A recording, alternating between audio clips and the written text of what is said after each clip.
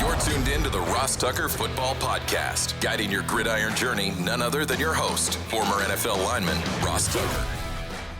Oh, yeah, it is.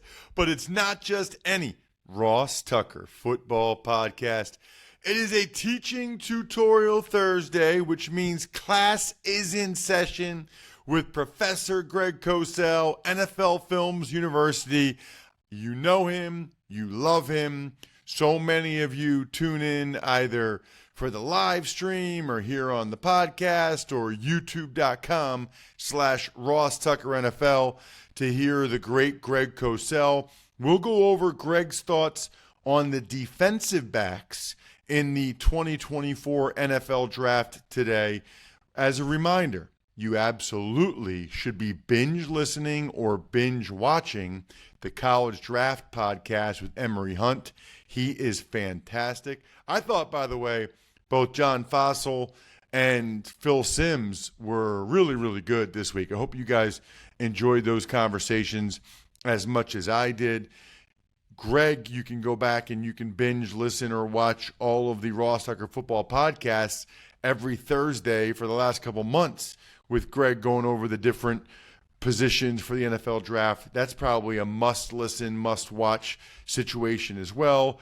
If we have time, I will get to the winners for the week in terms of people that spread the word via social media or take advantage of a sponsor or make a YouTube comment a little bit later on in the show if we have time. Can't remember if I said or not that we're presented by DraftKings. We are. I love them. I love you. And I love The Big Show with Greg Cosell.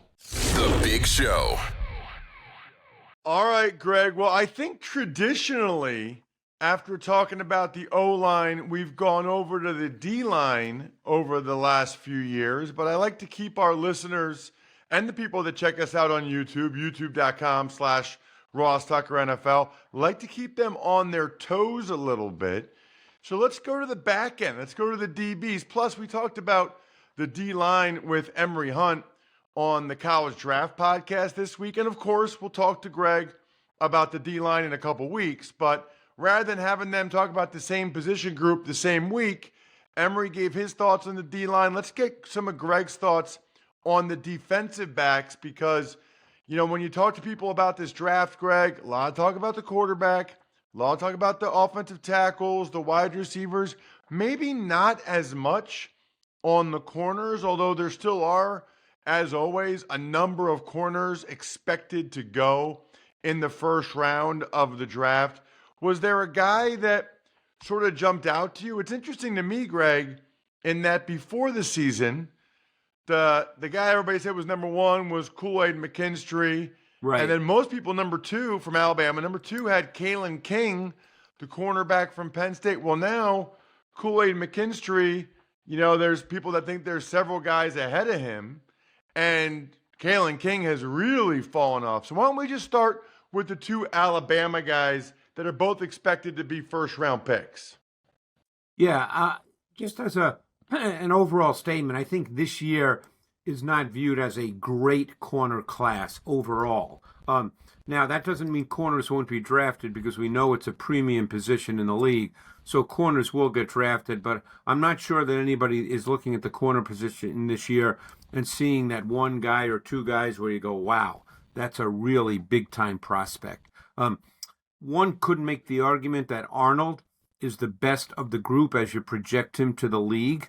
I would say that he's really, really good playing what we call mirror match press man.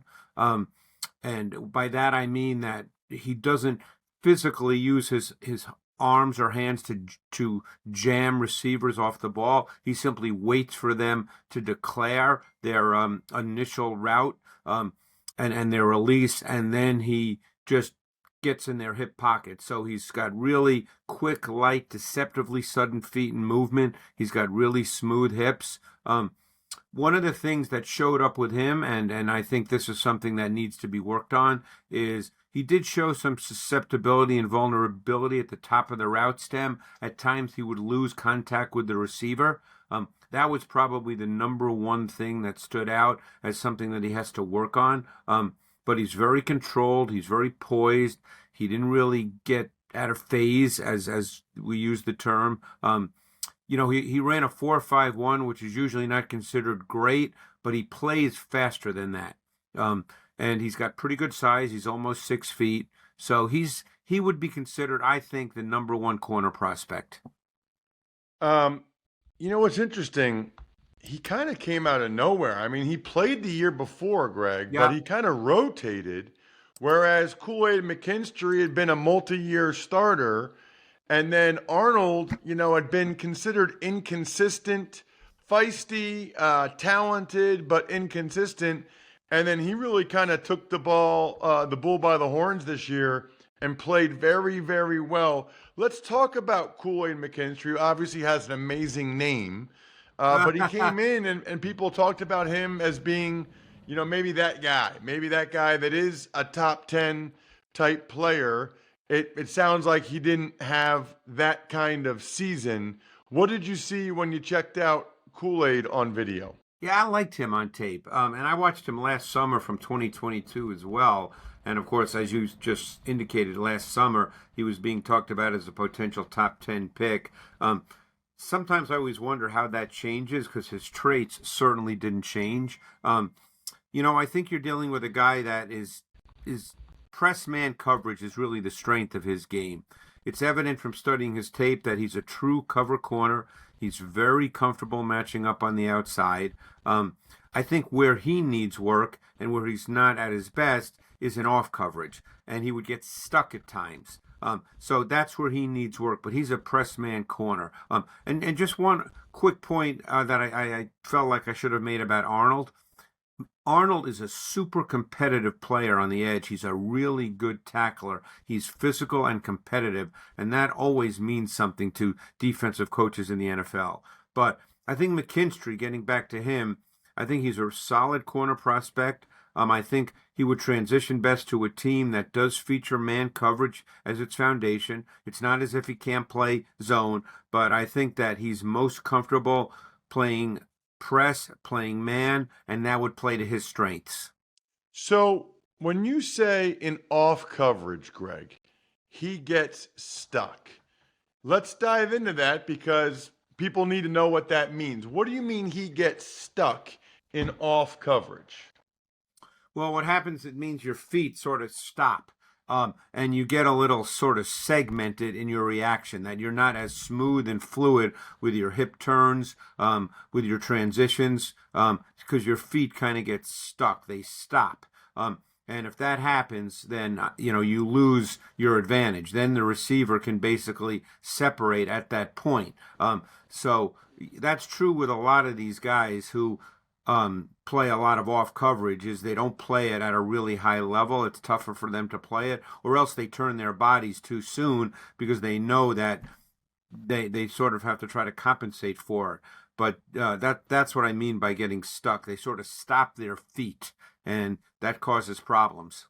I think is so interesting, Greg, and we talk about this a lot on the College Draft podcast with Emory, is, we spend so much time stacking the players, evaluating the players, grading the players, etc. People say this guy's better than that guy or that guy's better than that guy. Just by hearing the way you describe it, Greg, it just feels like the style is really important, right? Like if you're a D coordinator that wants to play a lot of press man, it sounds like maybe you'd favor Kool-Aid over Terrion Arnold, right? Because of the press. You might. Doesn't it depend a lot on what kind of defense you want to play and how you want your corners to play, how you might stack these guys on your board? Yeah, and that's why, there's so many variables, Ross. It's, there's very few transcendent players. Like, for instance, there's no Patrick Surtain in this draft. Patrick Surtain came out. You could even argue that draft had J.C. Horn, two corners that were better prospects in terms of their overall traits than any corner in this particular draft in 2024. You don't have those guys. Now, obviously, Horn has been injured a lot and it hasn't worked out, and Surtain, some would argue is the best corner in the NFL right now. But there's not one of those guys. So now you get into a lot of variables, and that's why this is not a mathematical equation. And it's very easy for a guy to go to a team, and for whatever reason it doesn't work out, and then people say, oh, well, you didn't evaluate him properly. Maybe. But the point is that so much of this depends on how they're deployed within the team, how they're coached, because they all need coaching, as you know. And so there's so many factors. But yeah, I mean, I really liked McKinstry as a press man corner. If I had to say who was better as a pure press man corner, I would say McKinstry. If I had to say who maybe was better as an overall corner, I might take Arnold. Let's talk about some of these other guys, including, it's not often that you have a senior and B, a guy from the MAC. Yeah. That's considered a first-round corner. I mean, Greg, not many corners that are first-round caliber end up playing their senior year. And then certainly you don't find many of them, especially in the NIL era. You don't find a lot of them in the MAC, but that's the case with Quinyon Mitchell from Toledo. Yeah, and Mitchell's really athletically gifted. I mean, he's a good-sized kid, almost looks like a running back at times, ran really, really well. Played almost all off coverage. That's his thing. He played almost all off coverage. And, were there some snaps of press? Some, but he hardly played it. So now you have to decide, okay, how will he transition to the league? Because at some point he is going to have to play press. Now, I think he has the physical traits to do so, Ross. So it's not a case where he can't physically or athletically do it. I mean, he's over 6 feet. He's built incredibly well. He certainly can run. He ran a 4.3, and you see that on tape. I mean, he does not get lost at all when guys run vertically. He runs with him, and he plays the ball really well. Doesn't have a lot of picks, but he plays the ball really well at the catch point. That's a strength of his game. So now you're dealing with a guy that can match up to the bigger receivers in the league. He's explosive as an athlete. Everything about his physical and athletic traits says high-level corner prospect. Now, playing off coverage all the time, he has explosive downhill plant and drive because that's what he played. That's what he's used to playing. His physicality at the catch point, with outstanding timing to get his hands on the ball and knock it out of receivers' hands, really stood out on tape. This guy really has traits. So now you have to decide the press man part and the level of competition part. So those are the two things that now you have to decide as you figure out where you want to draft him. So much good stuff there. And by the way, I did watch Nate Wiggins. He's a guy we should talk about. Got it. Okay, we'll get into Wiggins as well after I get into telling everybody how delicious Labatt Blue Light is, my favorite beer, light beer of all time. Make sure you're drinking Labatt Blue Lights this weekend. Maybe you're watching the Masters. Maybe you're just hanging out. Maybe you're starting grilling season thanks to our friends at Good Ranchers. Drink some Labatt Blue Lights with your friends. Live life to the power of we. Always enjoy responsibly. Beer, Labatt USA, Buffalo, New York. All right, you mentioned, Greg, right before I told everybody about Labatt, you mentioned Andrew Wiggins, or Nate Wiggins, I should say. Gosh, you're changing sports on me there, Ross. Yeah. I got him confused with the basketball player for a playoffs. second. You're changing sports, At least you know that enough to say that joke. Nate Wiggins from Clemson. I'm curious what you think of him. I've seen some people say they think he's the best pure man guy. What have you seen? Yeah, maybe the most athletically gifted corner in the draft. He's got size. He's over 6'1". He's 173. So now you have to decide what that means. That's the thing. It's always easy, to evaluate these guys to some degree, but then you have to decide, and each team sees it differently. So he's 173, but he's got size, he's got length, he's got tremendous speed. I mean, tremendous speed, and that shows up on tape. I mean, he played physical press man. He played, as I said, mirror match press man where you don't jam off the ball. And there were times he got beaten off the line of scrimmage, by the way, but his outstanding accelerating speed allowed him to recover and make a play. So now the question is that going to happen in the NFL? I mean, he did run a 4.28. He's got tremendous speed. He also showed tremendous and explosive plant and drive closing speed from off coverage. You're talking about a guy that has elite lateral and downhill burst. This guy really is an explosive athlete. Now, there are things to be worked on, as there always are. He's too upright in his pedal and off coverage. Again, you're talking about fractions and milliseconds that make a difference, as you know, in the NFL, Ross. So all these things matter.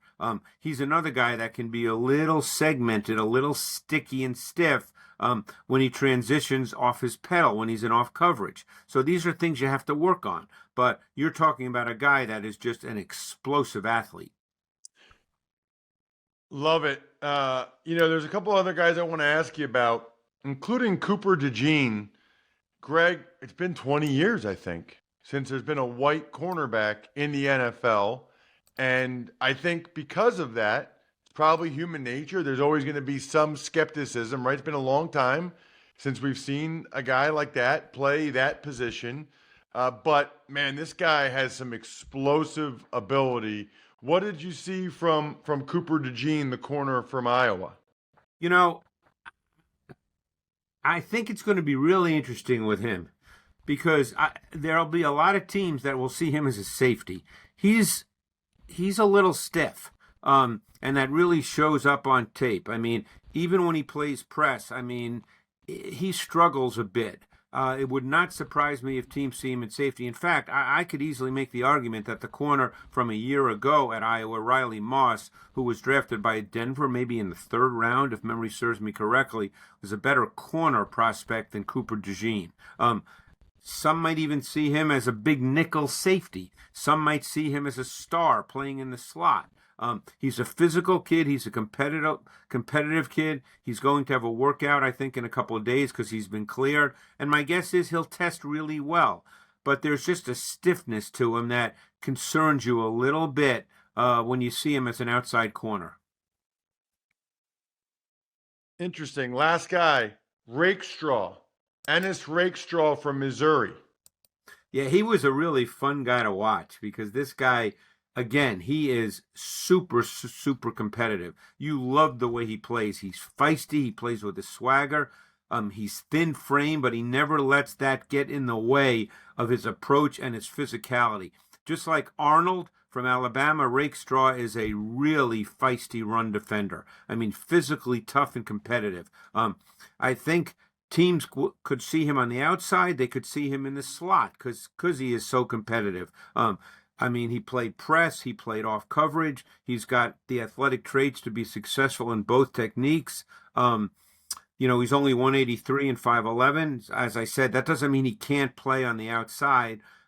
His athletic testing numbers weren't as good as Denzel Ward's when Ward's was the 4th overall pick in the draft, but the size is almost exactly the same. I really liked his tape a lot. I think that I think you can play him on the outside, and I'll be very curious to see where he goes and very curious to see, again, just like you said, comes down to how a team sees him, what their needs are, because he had meaningful snaps in the slot at Missouri in addition to playing outside. What about the safety position, Greg? Was there any guy that really jumped out to you? It doesn't sound like people think there's two guys, rounders. And again, I've not been through all of them. So again, maybe there'll be somebody else I like as we continue. But I really like Tyler Nubin from Minnesota, and I really like Cole Bishop out of Utah. Tell me about Nubin. Nubin is one of those guys that he just had a great feel for reading routes, route concepts, route combinations, reading the quarterback at the same time. That is something I'm not sure you can teach that. I think he had an unbelievably innate feel for that. Just recognition of receiver splits, route concepts, and his concurrent ability to trigger with burst and speed, driving on routes in front of him, taking away throws. I think that might be termed an instinct. That's a word you hear a lot, and a lot of people don't, define it. But he just had a really good feel for that.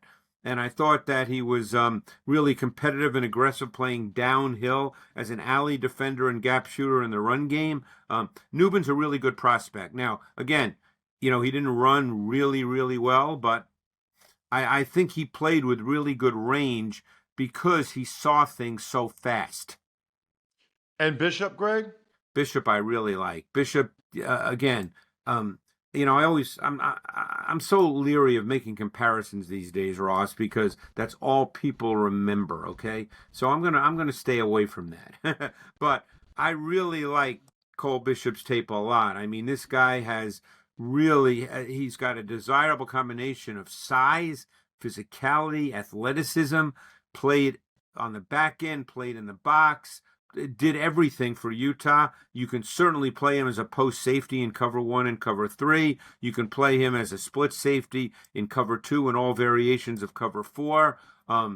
He had a high football IQ. There's a lot to like about Cole Bishop. I mean, he's size, movement, versatility, competitiveness, savvy, intelligence. Big-time communicator on the back end for Utah. Again, we don't know what he's doing, but you saw in almost every play, he's communicating with people, and that tells you something. Check him out on social media. He is the man. We love him, at Greg Cosell. We'll get to linebackers and D-line over the next couple weeks. Thanks, Greg. Thanks, Ross.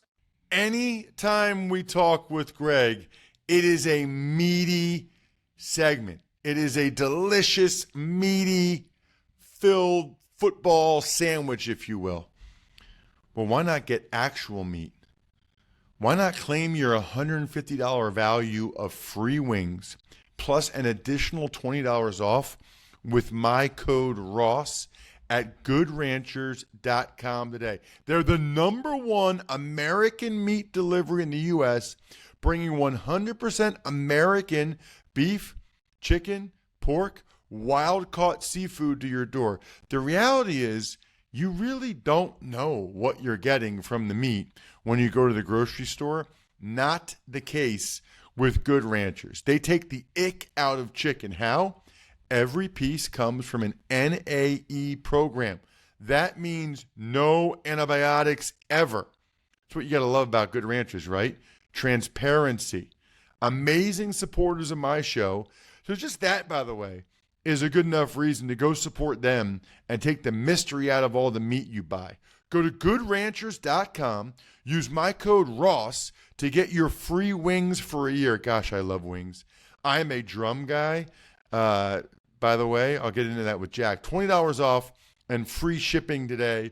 Goodranchers.com, code Ross. Good Ranchers, American meat delivered. Tuck's Takes. All right, Ross. The Jaguars, they reached a long-term deal with franchise tag Josh Allen for $150 million over 5 years. That includes $88 million guaranteed. First of all, are you a drums or a flats guy, Jack? I like both, but absolutely flats. Yeah, wrong. That changes things for me and you. That's the wrong answer. Yes, Josh Allen. The other Josh Allen, the Jaguars Josh Allen, man, that's a lot of money. Almost $30 million a year. It's a little bit less than that. That's with incentives, but it's like $28 million per year. Good for him. You guys know I love when as many players as possible get as much financial security as possible from the damage they're doing to their bodies and the risks they're taking playing this game. The Eagles, they will play the Packers in Brazil for their season opener on Friday night. And I had Brandon Graham on the Ross Report. I'll get him on the show at some point, but the Ross Report, which is just the 1-minute Eagles social media thing I do, at Ross Tucker NFL, asking him about that game. That's a juicy, juicy matchup to start the season for both those teams. Arrest warrants were issued for Chiefs wide receiver Rashee Rice. Not good. It's not a good situation. Like 8 counts of different charges. We'll see what ends up happening there. Peyton Manning's Omaha Productions agreed to a 9-year extension with ESPN. Man, good for him. 9-year extension. That's a long time locking in the Manning cast. And the other thing I saw, Jack, just before we started recording, the NFL is now approving a third helmet for each team. So it was only like, there was like a 10-year period where you couldn't even have a second helmet. And then 2 years ago, they let you have a second helmet. And then now already you can have a third helmet. And as like one of the world's foremost uniform experts, Jack, you must be so excited. I'll talk to you more about that on Monday's show. And I'll do the winners on Monday as well. Other than that, I think we're done here. Thanks for tuning in to the Ross Tucker Football Podcast. Make sure to also check out Even Money, Fantasy Feast, and College Draft, all on the DraftKings Network on Samsung TV Plus, YouTube, or subscribe to the podcast on your favorite platform. Shout out myfrontpagestory.com. You're checking 2 boxes there. You're getting the best gift for a loved one, birthday, anniversary, Mother's Day you could ever get, and you're getting a signed, personalized autograph from me, guaranteed. BackOfficeScheduler.com, SteakhouseSports.com, HumanHeadNYC.com, Sporticulture, Pizza Boy Brewing.